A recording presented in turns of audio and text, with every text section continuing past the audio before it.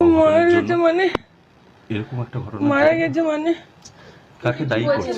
কাকে দায়ী করবেন? ও মামা এরকম একটা ঘটনার জন্য কাকে দায়ী করবেন? কাকে আমাদের মমতা ব্যানার্জি ছাড়া কাউকে দায়ী করি না আমি। উনি একমাত্র দায়ী। উনিও তো কারো মা কারো পিসি। ওনার কি মনে হয়নি যে এটা ঠিক নয়? আমার দুটো ছোট ছোট বাচ্চা, আমরা খাবো কি? আমাদের জীবন চলবে কি করে? আমার হাজবেন্ড ছাড়া, আমার হাজবেন্ড তো সুস্থ ছিলেন, ওই মমতা ব্যানার্জি চিনিয়ে নিল, মমতা ব্যানার্জি চিনিয়ে নিল। আমার কি করে থাকবো এবার আপনারা বলুন? মমতা ব্যানার্জি যদি আমাদের সঙ্গে এটা না করতো, আমার হাজবেন্ড হয়তো ঠিক থাকতো।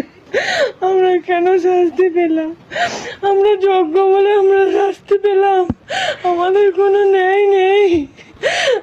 আমরা গরিব বাড়ির ছেলে মেয়ে, এভাবে পড়াশুনো করে যে সার্ভিস পেয়েছে।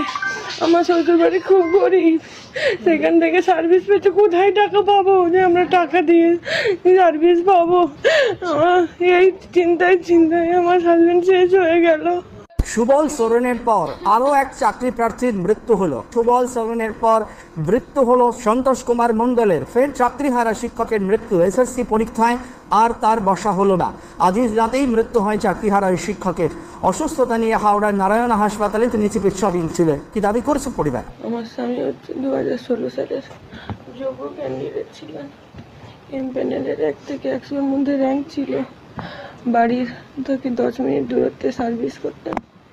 কিন্তু আমরা এই অন্যায়ের শিকার হয়ে গেলাম। সেই জন্য আমার স্বামী ডিপ্রেশনে চলে যায়, ঘুমোতো না, খাওয়া দাওয়া করতো না।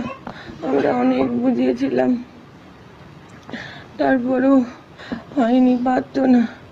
আজ তার এত বড়, তাকে নারায়ণাতে ভর্তি করা হয়েছে, জীবন মৃত্যুর সঙ্গে লড়ছে। আজ পরীক্ষা ছিল, দিতে যেতে পারেনি। আপনার স্বামী কি পরীক্ষা দেওয়ার জন্য খুব চেষ্টা করেছিল হাসপাতালে? প্রচুর ডক্টরদেরকে লিখে দিচ্ছিল, যেখানে আইসিইউতে ভর্তি আছে। আমাকে নার্সরা পর্যন্ত বলছে আপনার হাজব্যান্ড অলরেডি 6 বার লিখে দিয়েছে আমাকে, আজকাল আমার পরীক্ষা।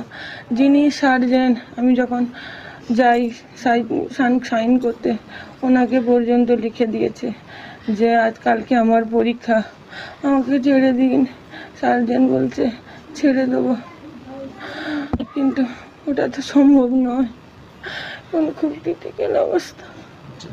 মানসিক টেনশনের জন্যই মানসিক টেনশনের জন্য। মমতা ব্যানার্জি যদি আমাদের সঙ্গে এটা না করতো,